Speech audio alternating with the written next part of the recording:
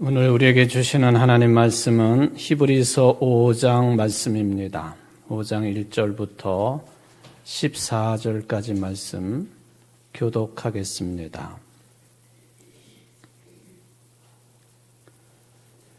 히브리서 5장 1절부터입니다. 대제사장마다 사람 가운데서 택한 자이므로 하나님께 속한 일에 사람을 위하여 예물과 속지 않은 제사를 드리게 하나니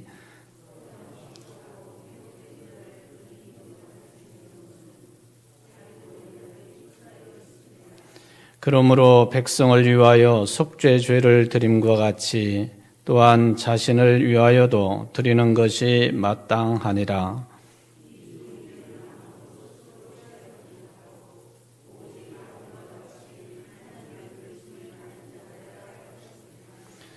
또한 이와 같이 그리스도께서 대제사장 되심도 스스로 영광을 취하심이 아니요 오직 말씀하신 이가 그에게 이르시되 너는 내 아들이니 내가 오늘 너를 낳았다 하셨고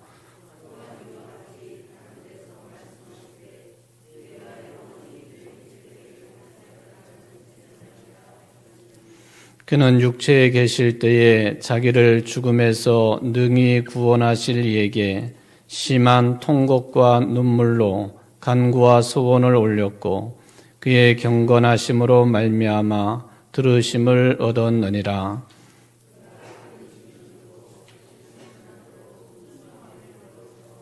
온전하게 되셨은즉 자기에게 순종하는 모든 자에게 영원한 구원의 근원이 되시고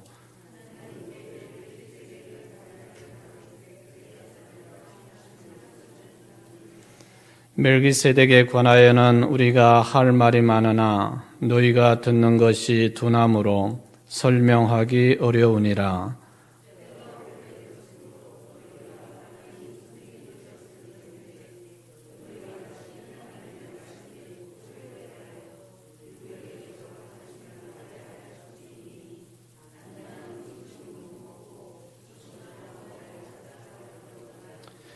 이는 젖을 먹는 자마다 어린아이니 의의 말씀을 경험하지 못한 자요.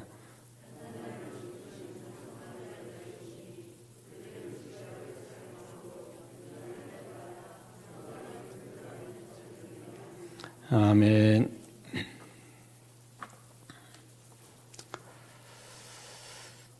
이제 히브리서 4장 말씀을 어느 정도 살펴보고 히브리서 5장으로 들어왔습니다. 그런데 히브리서 5장으로 들어왔다라고 하는 이 말은 어떤 의미를 가지고 있느냐 하면은 우리들이 이제 본격적으로 히브리서의 핵심 주제로 들어왔다. 그렇게 보시면 되겠습니다. 히브리서 내용에도 많은 내용들이 포함이 되어 있는데 이제 5장부터가 핵심이 되는 내용을 집중적으로 다루고 있다 하는 이야기죠. 그 핵심적인 내용이 뭐냐 하면은 예수님을 대제사장으로 표현한 것입니다. 물론 예수님을 대제사장으로 표현했는데 이것은 일종의 은유적인 표현이라고 보는 것이 맞을 것 같습니다. 예수님은 실제적으로 대제사장으로 그렇게 말할 수 있는 분은 결코 아니지요. 어쨌든 대제사장이라고 하는 은유적인 표현으로 예수님을 가리키고 있다. 그러니까 5장부터 핵심적인 주제가 뭐냐? 예수님은 은유적인 표현이지만 대제사장 되신다라는 내용이 5장부터 계속 반복이 되고 있는 내용입니다. 이 5장을 다루는 데 있어서 제가 제목을 잡는데 조금 이것도 혼란은 아니지만은 조금 어색한 느낌이 있었던 것도 사실입니다. 왜냐하면 여러분들 그 주보를 통해서 또는 그 화면에도 나와 있겠지만은 제목이 유일하신 큰 대제사장 예수, 그렇게 이제 제목을 잡았단 말이죠. 여기 큰이라고 하는 표현하고 또 대제사장 할 때 대라고 하는 표현은 똑같이 크다라는 그런 뜻을 가지고 있잖아요. 이것을 그냥 뭐 쑥 지나가면서 표현을 한다면은 유일하신 크고 큰 제사장 예수, 그렇게도 이제 이해가 될 수가 있는 거죠. 크다 하는 것이 연거푸 이어지고 있는 그런 표현인데, 제가 굳이 이 표현을 딴 것은 히브리서 5장 말씀 1절부터 읽기는 했지만 제가 4장을 처음 시작할 때부터 언급한 내용 중에 히브리서 4장은 16절까지 있지만 실제적으로는 13절까지만 다룹니다 하는 그런 말씀을 처음부터 드렸고, 또 지난 주간 수요일에도 13절까지만 다룹니다 하는 말씀을 이제 드렸죠. 그 얘기는 뭐냐 하면은 히브리서 4장 14절부터 예수님은 대제사장이시다라고 하는 그 핵심적인 내용, 그게 이제 이미 언급이 되어 있기 때문에 그렇습니다. 그래서 읽기는 16절까지 우리가 4장 16절까지 계속 교독을 했지만은 14절부터 16절까지 내용은 제가 다루지를 않았습니다. 그는 5장부터 이제 다룰 때, 5장을 다룰 때에 이 4장 끄트머리에 있는 4절의 내용을 이어서, 석절의 내용을 이어서 다루려고 생각했기 때문에 그런 것이죠. 바로 이 4장 14절, 거기서부터 새로운 소제목이 붙어 있는데, 여러분들 성경에도 그러리라고 생각이 됩니다. 그게 뭐냐면은 큰 대제사장이신 예수, 그렇게 잡혀 있어요. 큰 대제사장이신 예수.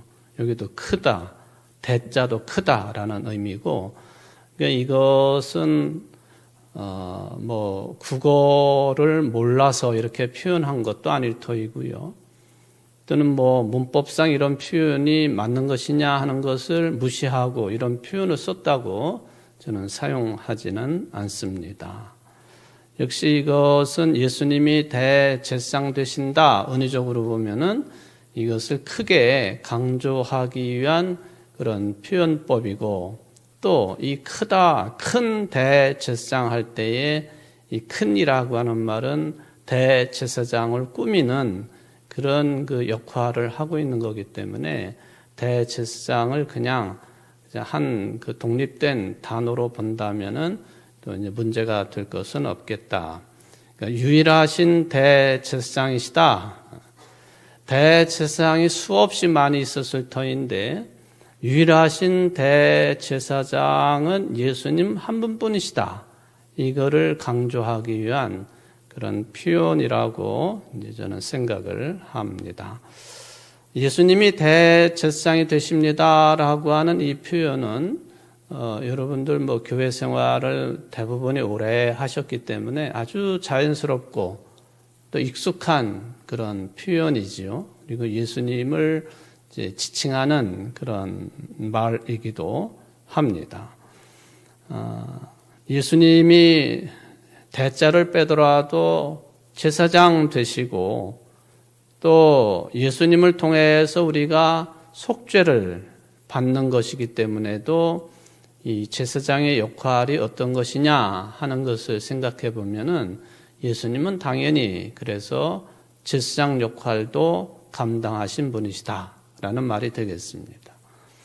우리가 흔히 예수님이 누구신가를 이제 성경을 근간으로 해서 따져보고 또 공부를 할 때에 예수님은 왕 같은 분이시다.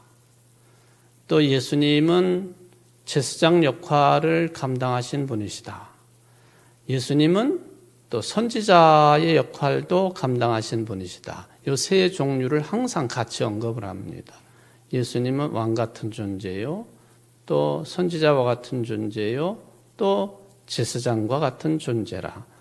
이것은 예수님이 공생애를 통해서 하신 일들이 왕이나 선지자나 제사장이나 사실은 이 세 부류의 구약 성경의 인물들은 이게 다 기름 부음을 받은 자들이라고 하는 그런 특징을 가지고 있지요. 그리스도가 되신다, 기름 부음을 받으신 분이시다라고 하는 뜻이 함께 포함이 되기 때문에 여기 이제 히브리서 4장 14절부터 계속 나오고 있는 제사장이 되었든 대제사장이 되었든 간에 예수님의 하신 일의 내용 중에는 당연히 이 제사장의 역할을 감당하셨다라고 하는 것이 포함이 된다라고 하는 것이죠. 근데 과연 예수님을 우리가 그리스도로 믿는 사람들로서 실제 삶에서도 그렇게 받아들이고 있느냐, 또 그렇게 고백하고 있느냐 하는 것은 좀 다른 문제인 것 같습니다. 그래서 우리가 잘 알고 있는 것 같지만은 이제 드디어 예수님이 대제사장이시다 또는 예수님이 제사장 역할을 감당하셨다라고 하는 이 표현을 통해서 좀 더 가깝게 좀 공부를 하고 면밀하게 검토하면서 짚어가는 그런 과정 속에 여러분들이 들어오셨다라고 말씀을 드릴 수가 있겠습니다. 이렇게 이제 4장 14절부터 시작을 해가지고요. 예수님이 대제사장이시다라고 하는 이런 내용들이 계속 언급이 되는데 언제까지 나오느냐 하면은 10장 31절까지. 4장 14절부터 10장 31절까지가 예수님이 누구이신가? 그분은 대제사장이시다라고 하는 내용이 반복이 될 수도 있고 또 다른 내용들과 연결이 되기도 하고 그리고 히브리서 자체가 구약 성경을 너무 잘 알고 있는 사람들에게 주로 읽혀지는 그런 책이었기 때문에 구약의 내용도 계속 등장을 하고 있고 그런 특징을 가지고 있다라고 하는 것을 말씀을 드릴 수가 있겠습니다. 어쨌든 예수님은 대제사장이십니다 하는 것이 히브리서의 핵심적인 내용이 되겠습니다. 그래서 여러분들이 히브리서 그러면 예수님이 대제사장이라고 하는 것을 은유적으로 표현을 하고 있구나. 그게 곧 하나님의 말씀이구나라고 받아들이는 것은 잘하는 일이다라고 볼 수가 있겠습니다. 그래서 이제부터 이제 이미 읽기는 계속 읽었지만은 다루지 아니한 4장 14절부터 적어도 10장까지 갈 때까지는 예수님은 대제사장이시지. 이것을 여러분들 그 마음 속에 생각 속에 깊이 기억을 해두는 각인되어진 주제로 그렇게 받아들이고 이런 내용들을 좀 생각하셨으면 좋겠습니다. 서기 70년경에 예루살렘, 이스라엘이 완전히 멸망을 했지요. 로마 제국에 의해서. 지난 주일 시간에도 그 로마 장군, 티투스 장군이 이제 예루살렘 성을 멸망시키고 당연히 성전도 다 무너뜨리고 이스라엘을 완전히 멸망시킨 그런 로마의 큰 군인이었습니다. 그래서 그것을 기념하기 위한 티투스 개선문 거기에 금촛대 이게 이제 그 개선문 안쪽에 조각으로 새겨져 있었다라고 하는 말씀을 드리기도 했는데 어쨌든 서기 70년경에 성전을 중심으로 얘기한다면 돌 위에 돌 하나 남지 아니하고 완전히 그 성전이 무너져 내렸습니다. 지금은 잘 그러지 않지만은 옛날에 전쟁을 하게 되면요, 여러 가지 시설들을 다 파괴를 시키겠지만은 그 중에 제일 먼저 손을 대는 게 뭐냐 하면은 신적인 존재를 예비하는 공간입니다. 그게 이제 마음을 하나로 묶고 또 생각을 하나로 묶어내고 또 그 점령을 해야 될 그 지역이나 그 나라의 중심적인 어떤 위상을 가지고 있기 때문에 거기 먼저 쳐내리는 거예요. 예루살렘 성전이 무너졌다 하는 것은 곧 이스라엘 전체가 무너졌다, 그렇게 표현을 하게 되는 것이죠. 성전이 무너지게 되니까 어떤 현상이 바로 이어졌느냐 하면은 성전을 중심으로 활동을 하던 성직자 계층이 다 사라진 거죠.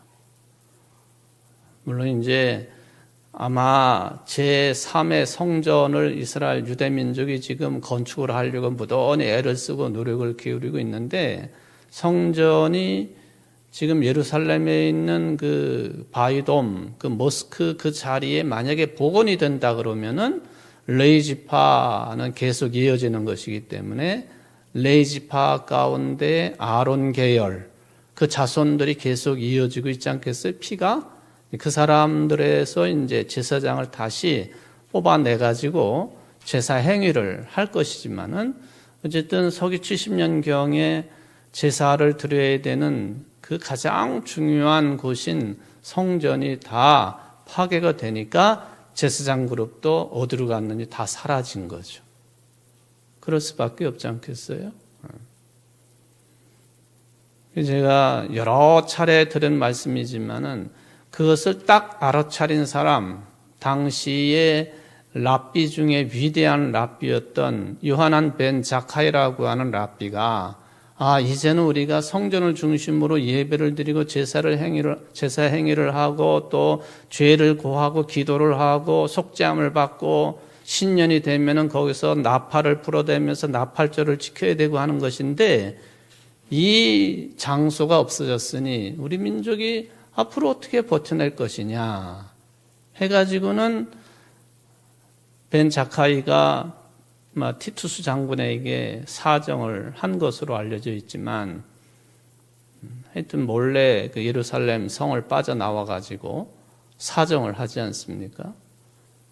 이제 보니까 당신들 세상이 다 된 것 같은데, 우리 그 유대민족의 랍비 선생들이 좀 저기 해변가에 조그만 마을에 모여서 생활할 수 있도록 그것만이라도 좀 허락을 해달라.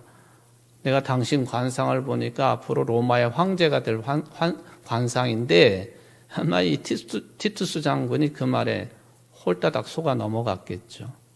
실제적으로 티투스 장군이 그 다음에 로마의 황제가 된 것은 사실입니다.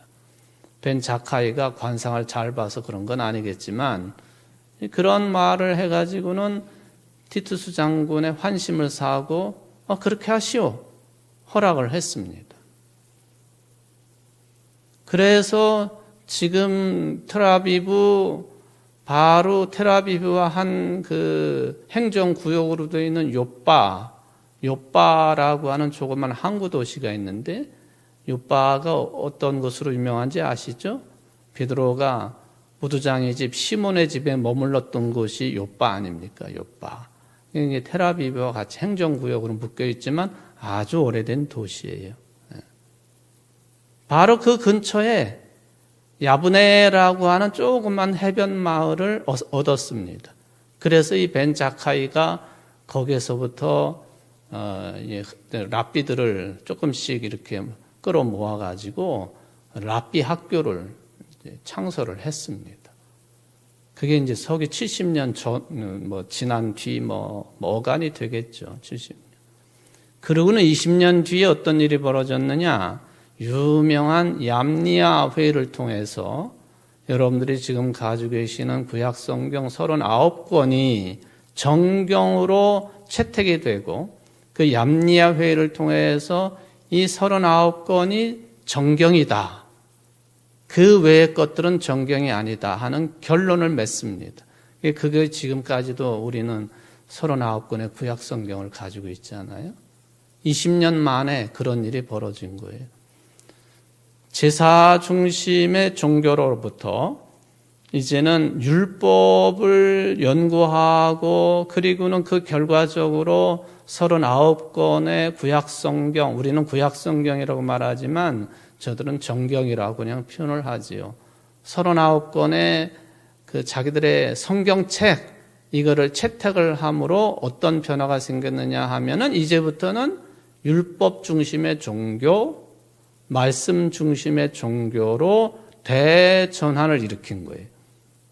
그것이 유대민족이 지금까지 서기 70년에 무너지고 그리고는 1947년 팔레스타인 땅에 특히 영국의 도움으로 이스라엘 국가가 다시 탄생하기까지 유대민족이 전 세계에 흩어져 살면서도 이게 망하지 아니하고 하나님의 택한 백성으로 그렇게 끈질기게 살아남을 수 있는 힘, 그 근거가 바로 이 조그만 야브네라고 하는 해변가 마을, 거기에서 제사 중심이 아니라 말씀 중심의 종교를 확립했기 때문에 가능한 일이었다 하는 거예요.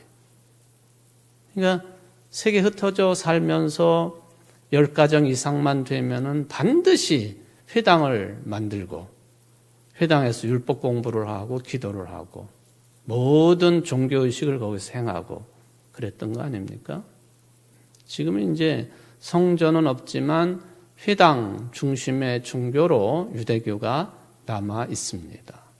예루살렘에도 큰 대회당이 있고 예수님의 마을이라고 하는 가버나움에도 가보면은 회당 터라고 해서 남아있는 흔적을 살펴볼 수 있을 정도로 회당 중심의 종교가 되었다. 어쨌든 성전이 사라지니까 성전을 중심으로 활동을 해야 되는 성직자들도 다 이제 없어졌다. 그렇게 봐야 되겠습니다. 다시 성전이 생기면 제사장은 또 탄생을 할 거라고 저는 생각을 합니다. 제사장이 하는 일이 뭐냐? 제일 중요한 일은 제사 업무를 주관하는 거예요. 제관, 제사 업무를 주관하는 일이에요. 물론 그 일만 한 것은 아니죠. 율법 교육도 시키고 또 지도자, 그 중에 왕이 어떠한 잘못을 저지르면은 그것도 지적을 하고, 그리고 유대 사회의 어떤 그 개혁을 주도하는 데 있어서도 이 제사장들은 항상 역할을 그게 부정적이든 긍정적이든 했다라고 하는 것을 확인을 해볼 수가 있겠습니다. 네, 그 성전이 무너질 때쯤 해가지고 제사장 숫자가 얼마나 되는지 저도 파악이 잘 안 됩니다. 아마 수천 명 정도였을 것이다. 그렇게만 예상을 해봅니다. 수천 명. 아니, 그러면은 성전 규모라고 하는 것이요, 그 가로, 세로, 높이 이런 걸 다 따져보면은 우리 교회 예배당 이 본당 있잖아요. 본당이 그 예루살렘에 있는 성전 안으로 쏙 들어갈 정도의 규모라고 그래요. 그러니까 우리 본당보다는 좀 규모가 있다, 그렇게 보시면 돼요. 그래서 여기가 지성소고 성소고 그리고 성전 바깥에 이제 여러 구획들이 나누어져 있고 분향대가 바깥에 있고 물두멍도 바깥에 있고 그렇습니다. 이방인의 뜰도 있고 여인의 뜰도 있고 그런 구분이 되지요. 어쨌든 우리 교회의 예배당이 쏙 들어갈 정도의 그 크기를 가지고 있는 성전이에요. 그러면 정확하지는 않지만 성전이 무너질 때쯤에 제사장들이 몇 명 정도였을까? 대략 수천 명 정도였다고 한다면, 아니 그 사람들이 이렇게 공간이 크다면 클 수 있지만은 이 공간 안에서 어떻게 수천 명이 한꺼번에 제사를 드린다고 움직이고 왔다 갔다 하고 그럴 수 있겠느냐 하는 거죠. 그건 질문입니다. 그건 아니고요. 제사장들이 이렇게 많이 있지만은 한꺼번에 제사를 드리는 일에 다 투입되는 것은 아니에요. 순번제로 돌아가면서 하는 겁니다. 순번제로. 세례자 요한의 아버지도 그랬고 순번제로 돌아가면서 자기 차례가 되면은 자기 반차에 따라서 제사를 드리는 일들을 감당하고 또 다른 순서가 오면 또 그 다음에 한참 뒤에 또 감당하기도 하고 그러는 거죠. 그리고는 그 수많은 제사장들 가운데에서 1년에 딱 한 번 제비를 뽑아가지고 대제사장을 뽑습니다. 제비 뽑기 해가지고 대제사장을 뽑아요. 그래서 대제사장이 해야 될 일들을 감당케 하지요. 그러니까 대제사장은 1년에 한 번씩 탄생하게 돼 있다. 그러면은 뭐 대제사장 역할을 한 번 했기 때문에 그 뒤에도 계속 대제사장이 되느냐, 그건 다른 문제인 것 같고요. 어쨌든 매해마다 대제사장은 제사장들 가운데에서 제비 뽑아가지고 또 세우게 되어 있습니다. 여러분, 우리 청주제일교회 교인 정도들이면은 대제사장이 하는 일 가운데 가장 중요한 일이 뭘까요? 히브리어로 이야기하면은 어느 때? 욤 키프루, 대속죄일 때. 대제사장은 어디까지 들어간다고요? 누가 아주 그냥 개미 목소리만큼 얘기를 하는데 어디까지 들어가요? 지성소까지 들어가요. 지성소. 지성소는요, 하나님의 계시는, 좌정에 계시는 곳이기 때문에 누구도 못 들어가는 곳인데 1년에 딱 한 번 제비 뽑힌 바 된 대제사장이 욤 키프루 때, 즉 대속죄일 때에 지성소까지 들어갑니다. 뭐하러? 1년 동안 유대 백성들이 지은 죄를 다 묶어가지고 하나님 앞에 고하기 위해서, 하나님, 이 민족이 지난 1년 동안도 잘 살지 못했습니다. 이런 잘못 저런 죄, 그런 거를 제 표현으로 하면은 보따리에다 잔뜩 묶어가지고 법궤 앞에, 법궤 위에 자정에 계시는 하나님을 향해서 법궤 앞에서 이제 고하는 거죠. 하나님, 이렇게 됐습니다. 하나님이 용서해 주시면은 그 기쁜 소식을 가지고 밖으로 나와서 백성들에게 전하는 것. 이게 대제사장이 하고 있는 가장 큰 일입니다. 만약에 용서함을 받지 못하고 대제사장이 지성소 안에서 사망을 했다. 그런 일도 있을지 않겠습니까? 이것도 뭐 너무 자주 제가 말씀을 드리는 내용이라서, 그러니까 대제사장의 옷 맨 아랫단에는 쩔렁쩔렁하는 방울 소리가 나게끔 옷을 그렇게 만들잖아요.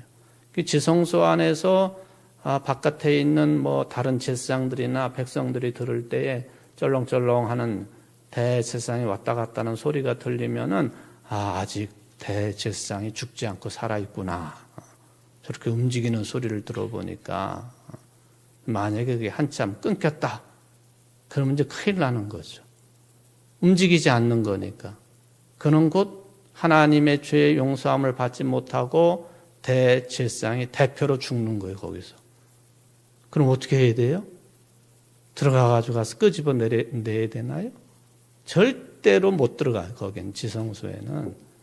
그러니까 지성소에 들어가는 대제사장의 허리에는 끈을 이렇게 묶어가지고 바깥까지 이어지게 해놨다가 죽었다 판단이 되면은 그 끈으로 슬슬 잡아당겨가지고 죽은 시신을 꺼내도록 돼 있는 거예요. 그러니까 이게 방울을 달았다, 제사장, 대제사장 허리에다 끈을 묶어 놓았다 하는 게 다 이유가 있는 것이다 라는 것을 말씀을 드릴 수가 있겠습니다. 제사를 드리는 핵심이 뭘까? 우리 한국 사람들은 유교에 대해서는 그래도 기본적인 상식들을 다 가지고 있기 때문에 그저 그냥 유대인들의 제사 내용, 오늘 본문에도 이제 그 내용이 감사와 속죄로 그렇게 분류가 되어 있기는 하지만은 우리 주변에서 제사를 드릴 때에 어떤 생각을 가지고 또 제사의 핵심이 뭐냐 하는 것을 생각해 볼 수 있지 않겠습니까? 거기서부터 유대인들이 하나님 앞에 제사를 드리는 그 행위에 대한 일말의 어떤 그 정리를 해낼 수가 있습니다. 우리 한국 사람들이 유교에 따라서 제사를 드릴 때에 그것을 봉제사라. 봉제사, 접빙객, 조상의 제사를 모시고 그리고 그 손님을 잘 대접하는 것. 이게 유교 사상의 근간입니다. 봉제사, 접빙객. 조상을 잘 섬기는 제사를 드리고 또 이웃을 찾는 이웃을 잘 대접하는 것. 이게 이제 아예 그게 굳어져 있는 용어로 그렇게 말씀을 드릴 수가 있겠습니다. 우리 개신교는 조상들 제사 드리는 거에 대해서 좀 거리끼는 그런 면이 강하기 때문에 그거에 대해서 자유롭게 말하기는 쉽지는 않아요. 그러나 가톨릭에서는 조상 제사 모시는 것 그거 그대로 이제 이어서 하고 있기 때문에 그래서 개신교회를 못 다니겠다. 조상들 제사도 못 모시게 하고 뭐 해가지고는 가톨릭으로 가신 분들도 꽤 돼요. 그 논란을 제가 여기서 말씀드리고자 하는 것은 아니고 그러나 우리가 심정적으로는 조상들을 늘 기억하고 또 잘 섬기지 못한 거에 대해서 후회를 하고 그러니까 그 후회스러움을 부정적으로 해소하지 아니하고 남아있는 형제 자매들끼리 우애를 더 돈독히 하고 이웃을 사랑하고 그야말로 봉제사 접빙객의 삶을 살아야 되겠다 하는 그 결단을 하는 것 아닙니까? 그런 차원에서 제사를 보면은 저희 집안도 물론 제사를 한 번도 드려본 적이 없기 때문에 제사에 대해서는 잘 모르기는 해요. 상식적으로 알고 있는 제사 하면은 기제, 고인이 돌아가신 날 드리는 제사가 있어요. 우리는 제사는 드리지 않지만 뭐를 해요? 추도 예배를 하죠. 추도 예배를 모이죠. 근데 가끔 보면은 제가 서울에서부터 뭐 그런 경우가 맞닥뜨려지는 목사한테 맞닥뜨려지는 풀어야 될 숙제이기는 해요. 장로님 가정에서도 목사님 저는 교회 장로이지만은 다른 형제들은 다 제사를 모셔야 돼요.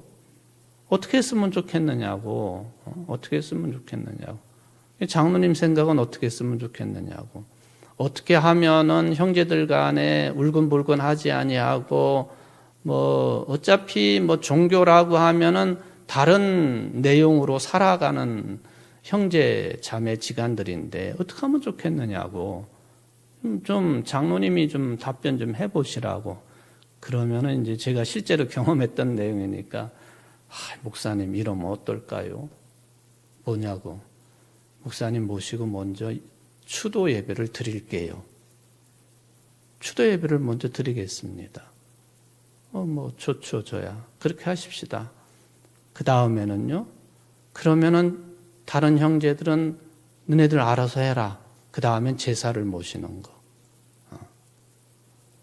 그러니 목사인 저로서 제사는 안 됩니다. 그렇게 말할 수 있나요? 여러분들이 목사라고 한번 생각해 보십시오. 쉽지 않은 일입니다. 제가 바라는 것은 물론 다른 형제들도 이 장로님이 잘 전도해가지고 교인이 되고 그래서 기제하는 날은 다 제사 말고 그냥 추도 예배를 드리도록 하면 좋겠지만 아직은 그런 단계는 아니란 말이죠. 근데 그것 가지고 형제지간에 그냥 울근불근하고 싸우고 다시는 못 볼 것처럼 그렇게 그냥 다투고 한다면은 그거 참 보기 안 좋은 거라 저도 판단이 됩니다. 그래서 뭐 나는 장로님하고 추도 예배 드리면 그걸로 땡이니까 그걸로 좋다는 얘기예요, 저는. 그 다음에는 저는 관여하지 않습니다. 당신들끼리 뭐 어떻게 하든 간에. 실제적으로 그렇게 했어요. 그래서 아무것도 차리지 않고 예배를 참 경건하게 잘 드리고 그 다음에는 온갖 것들을 다 차려놓고 제사를 드렸다. 뭐 전설 따라 삼천리가 아니라 요새도 그런 경우가 있다 하는 거예요. 기제, 고인이 돌아가신 날 드리는 제사, 뭐 그러죠. 또 묘제라고 해가지고요. 보통 일반적으로 우리나라의 제사는 4대까지 모시도록 돼 있어요. 그러니까 부모, 조부모, 증조부모, 고조까지 4대 제사를 모신단 말이에요. 그 다음에는 이제 묘를 찾아가 가지고 이제 집안에서 제사를 모시거나 하지 않고 묘를 찾아가 가지고 뭐 엎드려 절하고 또 뭐 거기다 음식 차려놓고 뭐 그러는 정도 간단하게 하는 거 묘제라고 하는 게 있기도 하지요. 이제 상식적인 이야기입니다만은 고인이 돌아가시고 3일째 되는 날 장사를 치르고 그날 포함해 가지고 3일째 되는 날 우리는 보통 뭐라고 그래요? 삼오제 그렇게 부르잖아요. 삼오제가 맞는 말이 아니고 삼우제라는 말이에요. 그게 정확한 표현은 삼오제가 아니에요. 삼우제 3번 귀신을 달랜다 그 뜻입니다. 그게 귀신을 한 번 달래가지고는 안 되니까 3번 달랜다. 3번째 되는 날 이제 뭐 묘소를 찾아가거나 요즘 같으면은 이제 납골 땅을 찾아가거나 뭐 기도를 하든지. 그래서 우리 최근에 우리 기독교계에서는 처음으로 장사를 치르고 처음으로 산소를 찾아가는 것이기 때문에 뭐라고 이름을 바꿔서 부르느냐 하면은 초성묘 그렇게 불러요. 초성묘. 처음으로 성묘 간다. 여러분들 삼오제는 틀린 말입니다. 삼우제가 맞는 말이고 그것 대신에 우리는 초성묘 간다. 그렇게 이제 표현을 하는 거죠.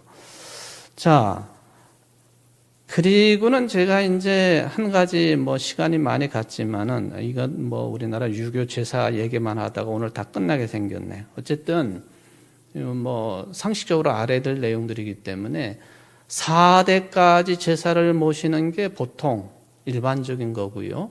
그렇지 않은 경우가 있습니다. 화면을 보시면은 이 용어를 사용을 하는데요. 불천위 제사, 불천위 제사 그렇게 붙여요. 아니 불자, 옮긴다 천자, 위 신위할 때 위자. 그대로 해석하면 뭐예요? 해석해 보셔요. 아니 불자, 옮긴다, 신위.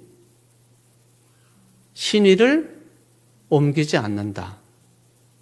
그런 뜻이에요. 신위를 옮기지 않는다.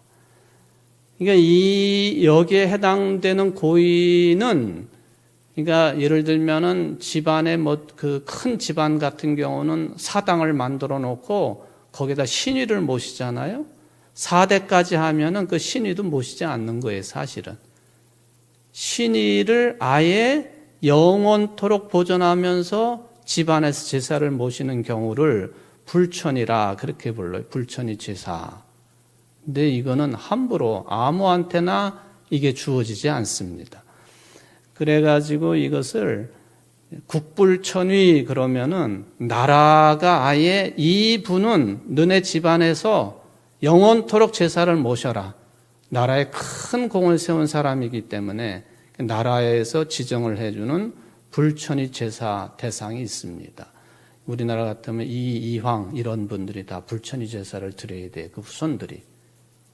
그리고 말하자면은 유림이 정해놓은 불천위가 또 있어요. 근데 유림이 정하는 것보다는 나라에서 정한 불천위가 훨씬 더 급이 높은 거예요. 제가 얼마 전에도 이 우리나라 제사 드리는 모습에 대한 언급을 몇 번 하기는 했는데 이 불천위 제사에 해당되는 그 조상을 모실 때에는 제사 때 차리는 내용도 훨씬 더 정성을 기울여야 되고 또 뭐 제사상에 뭐 이렇게 뭘 고인다고 그러잖아요. 고인. 떡도 더 높이 고여야 되고 과일도 더 높이 고여야 되고 이게 복잡한 일이에요. 이게 다 제사행위. 저는 하나님께 제사 드리는 행위를 이런 것들과 비교할 수는 없겠어요. 그런데 의미상 보면은 우리가 하나님 앞에 제사를 드린다든지 또는 우리 뭐 개혁교회나 우리가 사용하는 예배를 드린다라고 할 때 이것은 옮기지 않고 변함없이 드려야 되는 예배여야 된다는 거예요. 그것도 한번 교회를 정하고 그 교회가 내 모호 교회가 되었다 하면은 뭐 중간에 어디 먼 데로 이사를 갔거나 또 형편상 피치 못해가지고 모 교회를 출석하지 못하는 한 그것 아닌 이상은 항상 내 교회에 와가지고 내가 죽을 때까지 예배를 드리고 구약시대적인 표현을 쓰면은 제사를 드리는 일. 이게 이제 불천이라고 옛날 사람들이 붙여놓기는 했지만 개념상 보면은 그런 개념이 포함되어 있는 예배자들이 되어야 된다. 아멘? 아멘 아니에요, 여러분들? 돌아가실 때까지 다리에 힘이 없어가지고 도저히 교회당을 못 오겠다 할 때까지 교회 나와서 예배 드려야 된다는 거예요.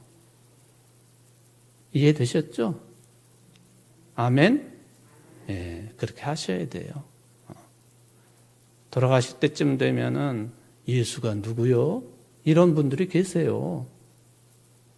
목사님 주기도문이 뭐예요? 이런 분들도 계시고, 물론 이제 정신이 혼미해지고 기력이 완전히 다 쇠해질 경우에 올 수 있는 현상이긴 하지만 정신이 그런 대로 온전하고 걸을 수 있고 하면은 교회 와서 예배 드리는 게 우리는 마땅한 일이다라고 하는 그런 말씀을 드릴 수가 있겠습니다. 어쨌든 이 구약 성경에도 여기 이제 히브리서에도 제사라고 하는 용어를 사용했기 때문에 제가 일반적인 내용으로 좀 길게 설명을 했습니다. 제사의 목적이 뭐냐? 요것만 제가 두 단어만 말씀을 드리겠습니다. 오늘 본문에도 포함되어 있는 것 첫 번째 따라해 보세요. 감사. 두 번째 속죄.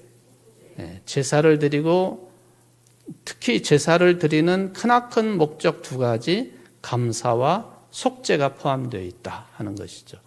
물론 우리의 예배를 드리는 목적 의미하고는 좀 차이가 있을 수도 있겠지만은 그러나 또 역시 살펴보면은 우리가 예배를 드리면서 감사의 마음으로 예배를 드리고 또 우리 예배 순서에도 보면은 죄를 고백하는 순서들이 반드시 있는 거 보면은 감사와 속죄는 구약시대 때의 제사나 지금의 예배나 예배의 아주 중요한 요소가 된다 하는 것이죠. 여러분들 항상 예배 드릴 때마다 뭐 그 외에도 다른 개념들이 있겠지만 감사와 또 속죄 이게 예배의 중요한 부분이다. 예배 내용에 그것을 명심해 두시기를 간절히 바랍니다. 기도하십시다. 고마우신 하나님 아버지, 오늘 저희들 이제 새롭게 히브리서 5장 말씀 이제 공부를 시작했습니다. 예수님이 유일하신 큰 대제사장 되신다라고 하는 그런 큰 주제가 이제 4장 14절부터 시작이 되었지만은 또 장에 달라서 우리가 5장 오늘 교독을 해보았습니다. 이 말씀이 우리에게 각인되어질 수 있도록 도와주시고 이 말씀이 모쪼록 은혜가 되게 하시어서 우리의 교회 안에서 드리는 예배나 또 세상에 나아가서 삶으로 드리는 예배나 감사와 속죄가 항상 빠지지 아니하도록 우리를 붙잡아 주시고 성령님 도와주시옵소서. 예수님의 이름으로 간절히 기도하옵나이다. 아멘.